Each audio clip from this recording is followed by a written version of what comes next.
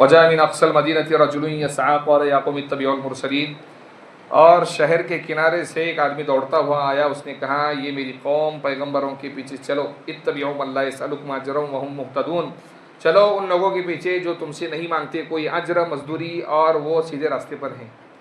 مجھے کل بتایا تھا کہ ان لوگوں نے پیغمبروں کو طعنہ دیا اس بات کا کہ تمہاری نحوست کی وجہ سے نعوذ باللہ ہمارے یہاں دشکار پڑا اور چیزیں مہنگی ہو گئی، تو پیغمبروں نے کہا کہ مسئلہ اس کا نہیں ہے، مسئلہ ہے تمہارے کفر کا، تمہارے کفر کی بنیاد کے اوپر ہی اللہ تعالیٰ نے تمہارے اوپر یہ مصیبت ڈال دی۔ یہاں سے ایک مسئلہ یاد رکھیے، جب تک ان کو معلوم نہیں تھا اللہ کی توحید کے بارے میں تب تک ان کے حالات اچھے تھے، اور جب پیغمبروں نے انہیں صحیح راستہ بتلایا اور انہوں نے راستہ نہیں مانا تو اللہ تعالیٰ نے ان پر دشکار، قحط سالی اور بارش کو روک دیا۔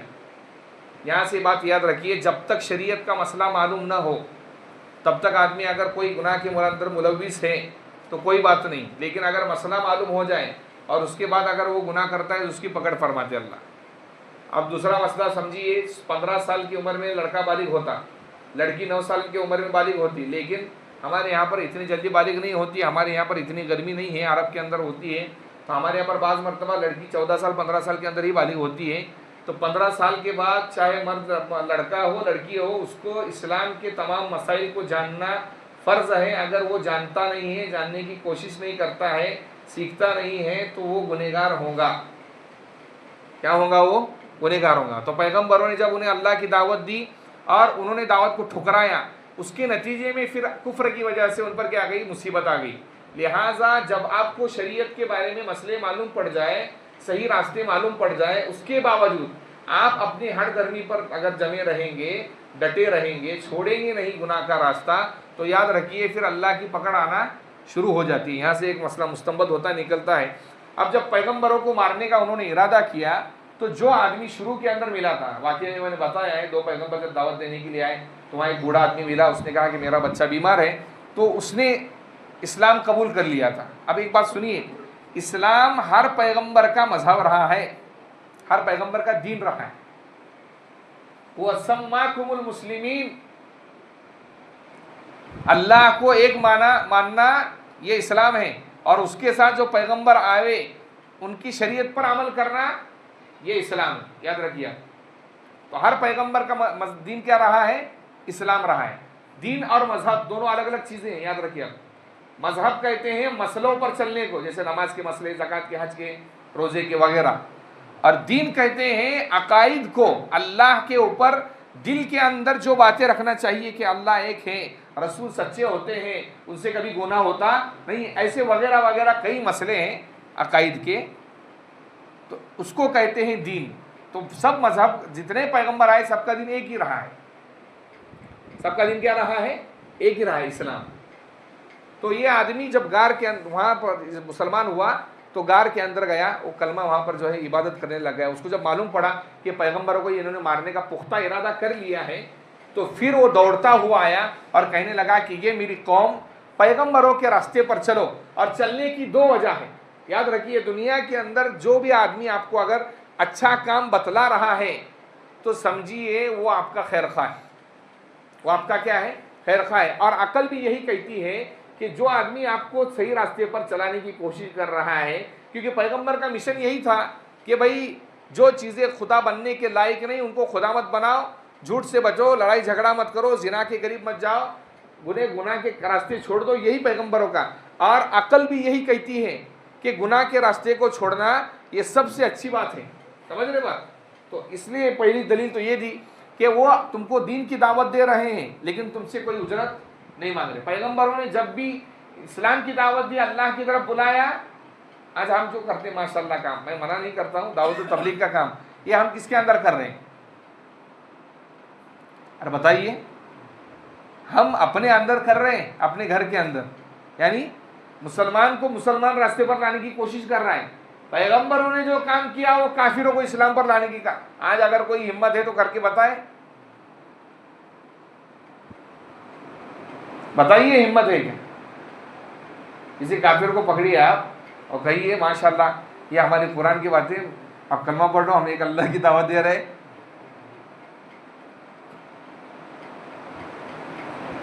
برابر ہے۔ پیغمبروں نے یہ کام کیا ہے جو ہم کر سکتے نہیں. 5 اللہ والوں کو اللہ تعالیٰ اس میں چن لیتے ہیں. اصل کام یہ ہے اسلام کی طرف دعوت دینا, یہ سب سے بڑا مشن ہے. ہم اپنے بگڑے ہوئے مسلمانوں کو سدھار رہے ہیں دعوت و تبلیغ کے ذریعے, مدارس کے ذریعے, خانقاہوں کے ذریعے, اپنے ہی لوگوں کو ہم سدھار رہے ہیں. پیغمبروں نے ڈائریکٹ کفر کی دنیا میں قدم رکھ کر ان کو کفر سے, ظلمات سے نکالا روشنی کی طرف, اندھیرے سے نکالا اجالے کی طرف. یہ پیغمبروں نے کام کیا جو آج کرنے کے لیے مرد قلندر لگتا ہے. سمجھ رہے ہو بات میں کیا بول رہا ہوں؟ ارے معمولی بات ہے. بادشاہ کو جا کر اسلام کی دعوت دینا, بادشاہ کے سامنے کھڑے ہو کر کتنی ڈیرنگ سے بولنا کہ ایک اللہ کی طرف آؤ, یہ تو پیغمبروں نے مشن کیا. ارے کیا ہے کہ نہیں؟ اور اس پر یہ نہیں کہا کہ میں اللہ کی طرف بلا رہا ہوں تو مجھے 10,000 پگار ہونا, بولا ہے؟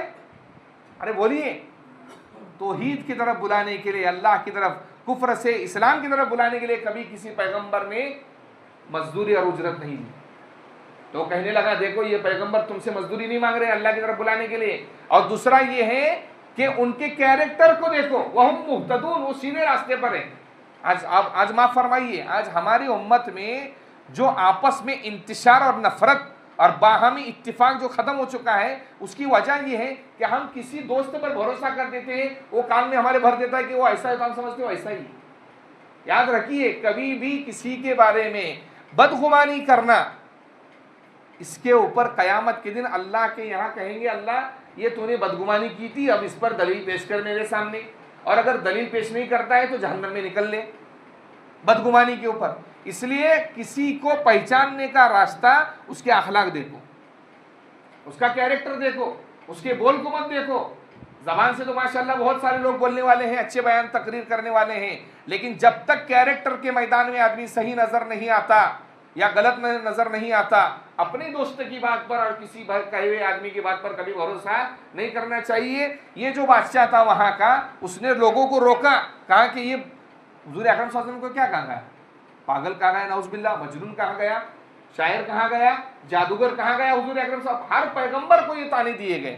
موسیٰ علیہ السلام, آج ہم 11واں پارہ پڑھے, لمبی چوڑی بحث ہے 11واں پارے کے اندر موسیٰ علیہ السلام اور فرعون کے بارے میں. فرعون نے کہا جادوگر ہے, جمع کرو جادوگروں کو. لیکن یاد رکھیے آپ, کیریکٹر کے ذریعے انسانوں کو پہچانا جاتا ہے, الفاظ کے ذریعے, اور کسی کی بات سن کر کبھی نہیں پہچاننا چاہیے. اور آج کی دنیا میں جو ہمارے اندر انتشار ہے, اس کی واحد وجہ یہ ہے کہ ہم کسی کی بات سن لیتے ہیں, اسی پر بھروسہ کر دیتے ہیں. معاف فرمائیے آپ, اس میں ہمارے مسلمان سب سے زیادہ نیچے ہیں. اس لیے مسلمان کو جب تک کسی مسلمان کے بارے میں جان کر, اور سب سے بہترین بات یہ ہے, آپ کو کسی کے بارے میں غلط معلوم پڑا, جا کر منہ پر پوچھیے, منہ پر پوچھیے, پوچھنے میں کیا حرج ہے, جا کر پوچھیے, وہ وضاحت دے دے گا. پیغمبروں کی جو قوموں نے بہکائی, اس لیے کل قیامت کے دن جو لوگ جائیں گے جہنم میں لوگ, اللہ کہیں گے جاؤ تمہارے سرداروں کو. سردار بولیں گے ہم بولتے تھے, ہم نے زبردستی کی تھی, ایسا کہیں گے سردار لوگ جو بہک گئے سرداروں کی وجہ سے, بادشاہوں کی وجہ سے, اس لیے بہک گئے کہ انہوں نے پیغمبر کے زندگی کو نہیں دیکھا کہ یہ پیغمبر کیسے راستے پر چل رہے ہیں. اگر دیکھ لیتے تو ضرور اللہ انہیں ہدایت دے دیتا, ضرور کیا کر دیتا, انہیں ہدایت دے دیتا. پھر اس نے جب یہ بات کہی اس آدمی نے, تو اس کو پکڑ کر لوگ بادشاہ کے پاس لے کر گئے اور کہا کہ بادشاہ سلامت, دیکھیے یہ کیا بول رہا ہے. حبیب نجار نام تھا اس کا, بڑا ہی تھا. وما لی لا اعبد الذی فطرنی والیہ ترجعون.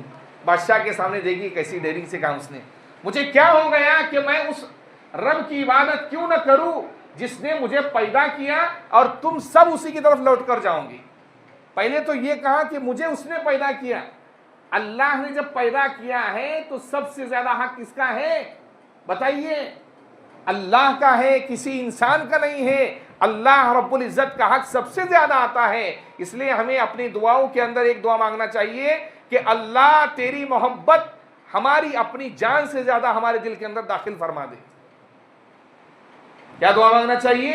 یہ اللہ تیری محبت ہمارے دل میں ہماری جان سے زیادہ داخل فرما دے. اس لیے پیغمبر آخر الزمان نے کہا, قرآن کے اندر اللہ کہتے ہیں النبی اولا بالمؤمنین من انفسہم وازواجہ امہاتہم, نبی اس بات کے زیادہ حقدار ہیں کہ تمہاری جان سے زیادہ نبی کی عزت کی جائے۔ حضرت عمر فاروق رضی اللہ تعالیٰ عنہ آئے حضور اکرم صلی اللہ علیہ وسلم کے پاس بیٹھے، کہنے لگے اللہ کے نبی میں آپ سے بہت محبت کرتا ہوں۔ حضور صلی اللہ علیہ وسلم نے کہا کتنا کرتے ہو؟ حضرت عمر کہنے لگے اپنی جان کو چھوڑ کر سب چیزوں سے محبت کرتا ہوں۔ خاموش رہے حضور صلی اللہ علیہ وسلم۔ حضرت عمر فاروق رضی اللہ عنہ دیکھ رہے ہیں حضور صلی اللہ علیہ وسلم کا چہرہ، سمجھ گئے، پھر کہنے لگے میں اپنی جان سے زیادہ آپ سے محبت کرتا ہوں۔ حضور اکرم صلی اللہ علیہ وسلم نے کہا اب صحیح کہے تم۔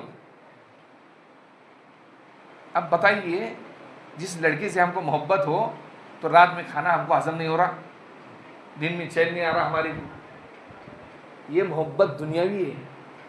حضور اکرم صلی اللہ علیہ وسلم سے اگر ہم کو محبت ہوتی تو پیغمبر کے طریقے کو اور راستے کو چھوڑتے ہم؟ ارے بتائیے چھوڑتے؟ اب اگر ہم چھوڑ رہے ہیں تو مانیے کہ تمہارے اندر نہ اللہ کے رسول کی محبت ہے نہ اللہ کی محبت ہے، ماننا پڑے گا۔ محبت کا ٹیمپریچر اور پیمانہ یہی ہے کہ اگر آپ اللہ کے راستے پر اور نبی کے راستے پر صحیح چل رہے ہو تو یاد رکھیے آپ اللہ اور اس کے رسول سے آپ کو محبت ہے، اور اگر آپ اس کے اندر کمی اور کوتاہی کر رہے ہو تو یاد رکھیے آپ کو اللہ کے رسول سے محبت نہیں ہے، زبانی خرچہ ہی صرف آپ کہتے ہو کہ ہم کو محبت ہے، نہیں۔ اب سادہ ایک مثال سمجھا دیتا ہوں۔ آپ ماشاءاللہ بیوی کے پاس بیٹھے، سمجھے، ابھی ایک مولانا نے مفتی طارق مسعود جو ہے واقعہ سنایا تھا، بیان میں سن رہا تھا، تو ایک جو ہے بوائے فرینڈ گرل فرینڈ کو بولنے لگا، ارے بوائے فرینڈ گرل فرینڈ کا کوئی دستور نہیں شریعت میں، سگی بہن، سگا بھائی، سگی ماں، سوتیلی ماں بھی چلتی، یہ سب رشتہ دار ہیں، بوائے فرینڈ گرل فرینڈ کوئی نہیں، سب جہنم فرینڈ ہے وہ، یاد رکھیے آپ۔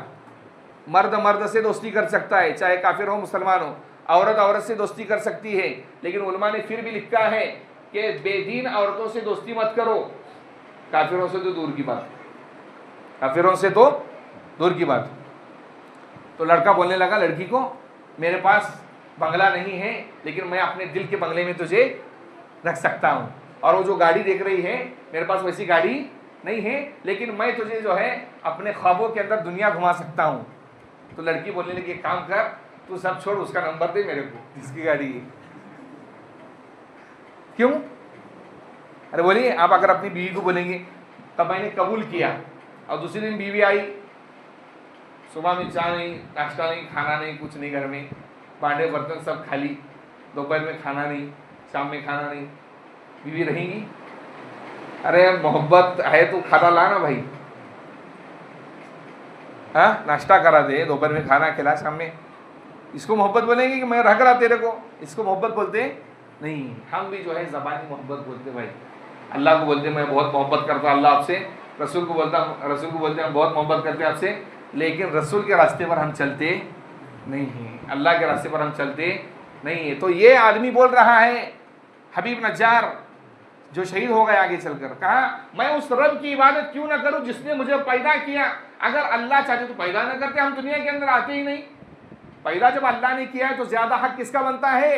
اللہ کا بنتا ہے۔ کہنے لگا میں اللہ کی عبادت کروں گا، اور پھر آگے کہا وَإِلَيْهِ تُرْجَعُونَ، پھر ان سب کو کہا جتنے تم بیٹھے ہو یہاں پر بادشاہ بن کر اور سردار اور وزیر بن کر اور لوگ، تم سب مرنے کے بعد اسی کے پاس جاؤ گے۔ مرنے کے بعد کس کے پاس جاؤ گے؟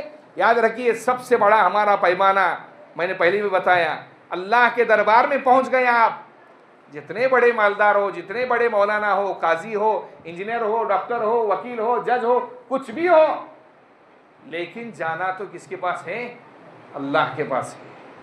اس لیے ہمیں حبیب نجار نے جو کہا، کیا بہترین بات کہی کہ اس رب کی عبادت جس نے مجھے پیدا کیا، آدمی کے اگر دماغ میں یہ رہے گا کہ مجھے بھی اللہ کے پاس لوٹ کر جانا ہے، میں جو کرتوت کام کر رہا، میں صبح شام جو کام کر رہا ہوں، لوگوں کے ساتھ کر رہا ہوں، اپنوں کے ساتھ کر رہا ہوں، بھائی کے ساتھ کر رہا ہوں، بہنوں کے ساتھ کر رہا ہوں، ان سب کا جواب مجھے اللہ کے دربار میں دینا ہے۔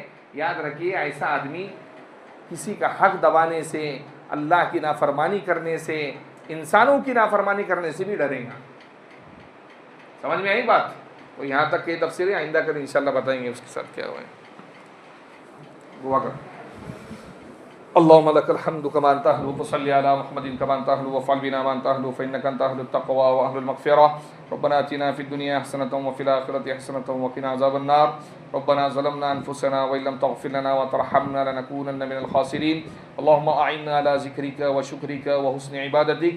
مولا کریم رمضان المبارک کا مبارک مہینہ چالو ہے، اللہ آپ رحمتیں برساتے ہیں، پہلا عشرہ رحمت کا ہوتا ہے۔ مولا کریم ہم بہت بڑے گنہگار ہیں، سیاہ کار ہیں، خطا کار ہیں۔ مولا کریم جان کر ہم نے رات کے اندھیرے میں گناہ کیا ہے، اللہ دن کے اجالے میں کیا ہے، اللہ لوگوں کے ساتھ برا سلوک کیا ہے، اللہ ہم گناہ کرتے رہے ہیں، اللہ تو معاف کرتا رہا ہے۔ اللہ تجھ سے بڑا رحمان کوئی نہیں ہے، تجھ سے بڑا رحم کرنے والا کوئی نہیں ہے۔ اللہ یہ رحمت کا عشرہ چالو ہے، مولا کریم ہمارے گناہوں کو معاف فرما دے، مولا کریم ہمارے خطا کو معاف فرما دے۔ مولا کریم اگر تو معاف نہ کرے گا تو تیرے علاوہ کوئی خدا نہیں ہے، ہم تجھے ہی ماتھا ٹیکتے ہیں، تیری ہی پرستش کرتے ہیں، تیری ہی عبادت کرتے ہیں، تجھ سے ہی مانگتے ہیں، تو ہی ہمارا سہارا ہے، تو ہی ہمیں جاننے والا ہے۔ مولا کریم تیرے علاوہ ہمارا کوئی سہارا نہیں ہے۔ مولا کریم ہم سب کے گناہ کو معاف فرما دے۔ اللہ اس مجلس کے اندر چھوٹے معصوم بچے بھی ہیں، نوجوان بھی ہیں، بوڑھے بھی ہیں، اللہ بارش داڑھی، اللہ سفید داڑھی، اللہ تو معاف فرما دیتا ہے۔ اللہ بچوں کی معصوم عبادتوں کو تو قبول فرما لیتا ہے۔ اللہ کوئی نوجوان بندہ ایسا ہوگا جس کی عبادت تجھے پسند آتی ہوں گی، مولا کریم اس کے صدقے میں ہمارے گناہ کو معاف فرما دے۔ مولا تو معاف فرما دے۔ اللہ کون نیک بندہ ہے اللہ جسے تو چاہتا ہے ہم نہیں جانتے۔ مولا کریم دنیا میں تھوڑے بندے ایسے ہوتے ہیں جن سے آپ محبت کرتے ہیں، مولا کریم ہمیں بھی اپنی محبت میں شامل فرما دیجئے۔ مولا کریم ہمیں بھی محبت کے اندر داخل فرما دیجئے۔ اللہ اپنی محبت ہمارے سینوں میں داخل فرما دیجئے۔ اللہ ہمارے دل کے اندر شیطان کی محبت آ گئی، دنیا کی محبت آ گئی، مال کی محبت آ گئی، جائیداد کی محبت آ گئی، اللہ اتنی محبت آ گئی کہ ہم تجھے بھلا بیٹھے ہیں۔ مولا کریم ہمیں معاف فرما دے۔ اللہ تیرا تصور تاحال جاری فرما دے۔ اللہ جب لوگوں کے درمیان بیٹھے ہو تو یاد ہو، اللہ جب اکیلے میں بیٹھے ہو تو یاد ہو، اللہ گھر کے اندر بیٹھے ہو تو یاد ہو۔ اللہ تو سب کچھ کرتا ہوا دیکھتا ہے پھر بھی چھوڑ دیتا ہے۔ اللہ آج تیرے راستے پر آ چکے ہیں، تیرے گھر کے اندر بیٹھ کر تجھ سے بھیک مانگ رہے ہیں۔ مولا کریم ہماری زندگی کی کایا کو پلٹ دے، اللہ صحیح راستے پر چلا دے۔ اللہ اگر تو نہیں چلائے گا تو کون چلائے گا؟ مولا کریم تو چلا سکتا ہے۔ اللہ ماں سے زیادہ تو محبت کرنے والا ہے، اللہ انگلی پکڑ کر چلا دے، اللہ انگلی پکڑ کر چلا دے۔ اللہ شیطان جہنم میں داخل کرنے کے لیے بیٹھا ہوا ہے، نفس ہمیں بہکا رہا ہے، اللہ تو بچا لے، شیطان کی شر سے بچا لے۔ اللہ کتنے ولیوں کو برباد کر دیا، نفس نے کتنے لوگوں کو جہنم میں داخل کر دیا۔ اللہ ہم کمزور بندے ہیں، اللہ ہم محتاج بندے ہیں، اللہ ہمیں اپنی عبادت پر فخر نہیں ہے۔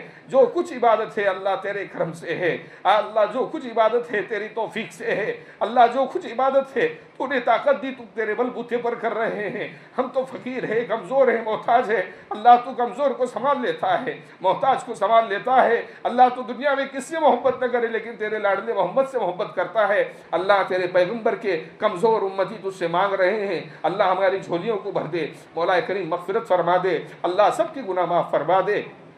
اللہ شروع رمضان سے ابھی کی عبادت کی توفیق دی ہے، اللہ آخر رمضان تک عبادت کرنے کی توفیق دے۔ اللہ ہمارے تراویح پڑھنے کو قبول فرما لے، قرآن پڑھنے کو قبول فرما دے، تسبیح پڑھنے کو قبول فرما لے۔ اللہ ہماری مائیں، بیوی، بہنیں، بچیاں گھر کے اندر قرآن پڑھتی ہیں، اللہ وہ بھی عبادت کرتی ہے، اللہ ان کی عبادتوں کو قبول فرما لے۔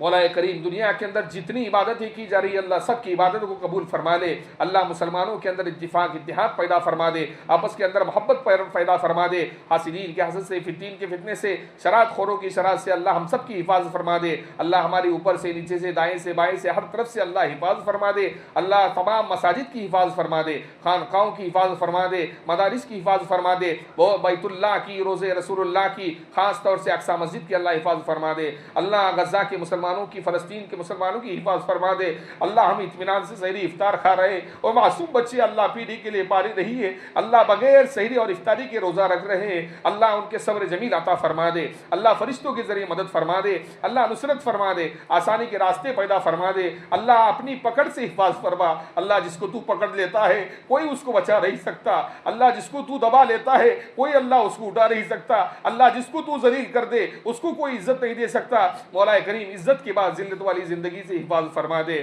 اللہ عزت کے بعد ذلت والی زندگی سے حفاظت فرما دے، اللہ جیسے مسجد کے اندر اپنے آپ نے آج بٹایا ہے، کل موت کے بعد اللہ اپنے عرش کے اندر بھی بٹا دیجئے، عرش کے سائے کے اندر بھی بٹا دیجئے۔ مولا کریم ہم میں سے جن کے والدین رشتہ دار آپ کے دربار میں پہنچ چکے ہیں سب کی بال بال مغفرت فرما دے، اللہ تا حد نگاہ ان کی قبر کو وسیع کشادہ فرما دے، اللہ قبر کے سفر کا بہت سخت سفر ہے، مشکل ترین سفر ہے، اللہ سفر کو آسان فرما دے، اللہ ان کی قبر کو جنت کے باغوں میں سے ایک باغ بنا دے۔ مولا کریم ہم نے جو کچھ مانگا ہے اپنے وسعت سے مانگا ہے، آپ بادشاہوں کے بادشاہ ہے، شہنشاہوں کے شہنشاہ ہے، آپ اپنی طاقت اور قدرت کے مطابق دینے والے ہیں۔ دنیا کے اندر جتنے بے سہارا ہے اللہ ان کو سہارا دیجئے، جو محتاج ہے اللہ ان کی احتیاج دور فرما دیجئے، ان کی ضرورت کو پورا فرما دیجئے، جو مسلمان جیلوں کے اندر مظلوم قید ہے اللہ ان کی رہائی کے اسباب پیدا فرما دے۔ مولا کریم جو بے نکاح ہے اللہ ان کا نیک رشتہ عطا فرما دے، جو بے اولاد ہے اللہ انہیں نیک اولاد عطا فرمائیے، جن کو لڑکے والی اولاد نے اللہ ان کو لڑکے والی اولاد عطا فرما دیجئے۔ اللہ تو نے ہمیں اولاد عطا فرمائی، اللہ ہماری اولاد کو فرما بردار بنا دیجئے، اللہ متقی بنا دیجئے، پرہیزگار بنا دیجئے، نمازی بنا دیجئے، قرآن پڑھنے والا بنا دیجئے، ہماری موت کے بعد ہمارے لیے دعا کرنے والا بنا دیجئے۔ مولا کریم ہماری دعا کو محض اپنے لطف و کرم سے تاجدار مدینہ سرکار دو عالم محمد الرسول اللہ صلی اللہ علیہ وسلم کے صدقے طفیل میں اصحاب بدریین کے، اہل بیت کے، حسنین کے، ہماری والدہ اور ماں باپ کے صدقے طفیل میں ہماری دعا کو قبول فرمائیے۔ وصلی اللہ تعالی علی خیر خلقہ ونور عرشہ سیدنا مولانا محمد وآلہ واصحابہ اجمعین، آمین برحمتک یا ارحم الراحمین۔